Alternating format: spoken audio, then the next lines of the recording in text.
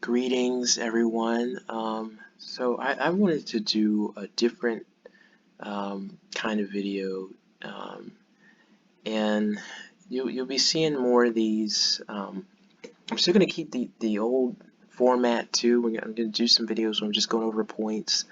But as I seek to really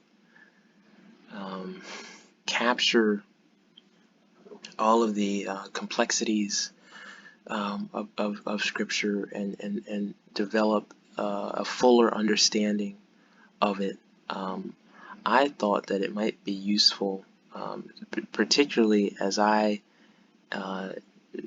begin to lead a small group with one of the faith-based organizations at my school, and as I continue teaching Sunday school, that I develop sort of a template for really delving in and looking at Scripture verse by verse, so as not to miss the important themes and messages in it. So today, I thought we'd look at Deuteronomy 2, and there's no rhyme or reason to the passages that I pick.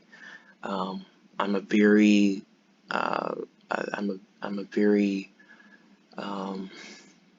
unorthodox reader. I jump from passage to passage, but it's really interesting doing it that way, as unconventional as it is. But if you will, turn to Deuteronomy chapter 2, and we're just going to go through it. We're going to go through it with these questions as our guide, verse by verse, and I hope that you'll come away with a deeper understanding of Scripture.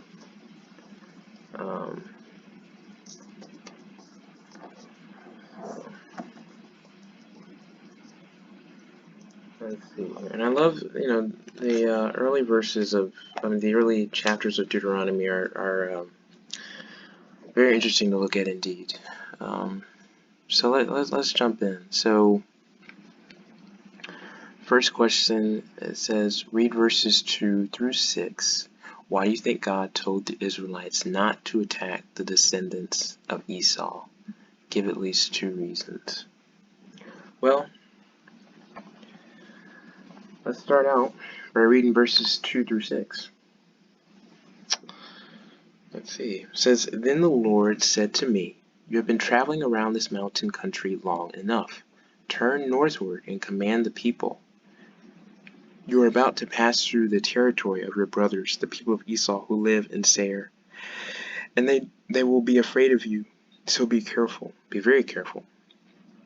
Do not contend with them, for I will not give you any of their land, no, not so much as for the sole of the foot to tread on, because I have given Mount Seir to Esau as a possession. You shall purchase food from them with money that you may eat, and you shall also buy water from them with money that you may drink. So one of the things that, and this is something that we're going to continue to see throughout the journey of the Israelites, is that they're going to pass through various patches of land that belong to other people, and God is going to give them similar instructions. So what's behind those instructions? Well, I would say that first and foremost,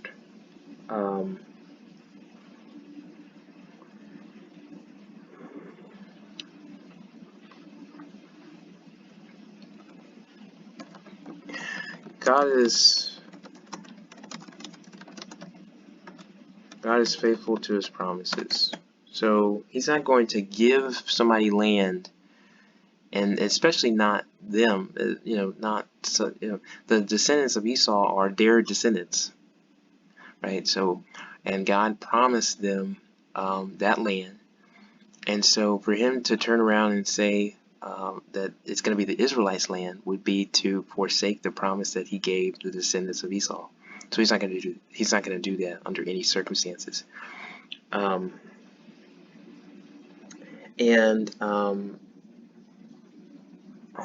I think the other reason,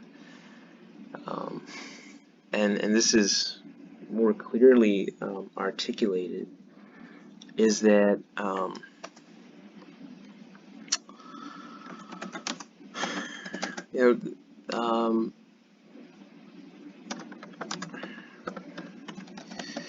people are fearful. This is a very uncertain time, and when you imagine the Israelites' camp, I mean, it was just huge, huge. It would almost be like in some of the major world wars where the military would march up and down the street. That's how that would look like for the descendants of Esau. So like, who are these people walking up in here like this? And so God is not going to, again, he's not going to forsake his promise, and he's not going to he's not trying to use the Israelites to intimidate anyone except for the people that the people who are ultimately going to be in opposition to them. Because it's not this isn't the land that God, they just have to pass through certain portions of a land in order to get to the promised land. And before I go any further, I encourage you to this is not the be all end all. This is my mind working through this. You might have a different interpretation. Put it in the comments, please. So let's look at the second question here. In verse 7, God says he has blessed the Israelites. What is his purpose in telling them that? Let's read verse 7.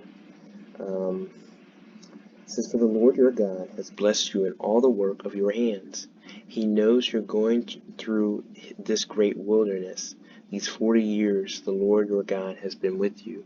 You have lacked nothing." I think, I would say that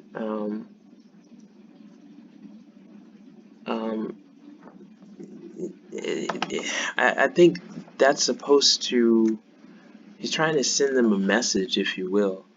He's trying to convey to them that through him they have the capability to do what it is that they need to do. And that is to reach the promised land.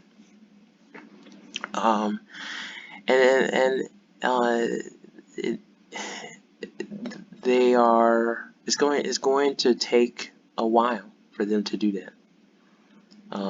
It's going to take a little while for them to do that. But God is saying, I'm with you. And through me, you have everything that you need. So he's saying,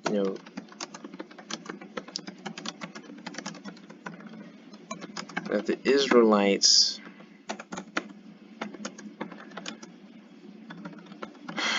were capable of continuing because God was with them. To be blessed means that you have the upper hand, right? You have the resources that you require, even if they aren't with you physically. God is able to do whatever it is that you need him to do. And I think that's what God was trying to express to them. So I think for the sake of time, we're actually going to stop there. Um, and we're going to, I think I'll probably make this into a 5-part video. And we're just going to continue through these set of questions.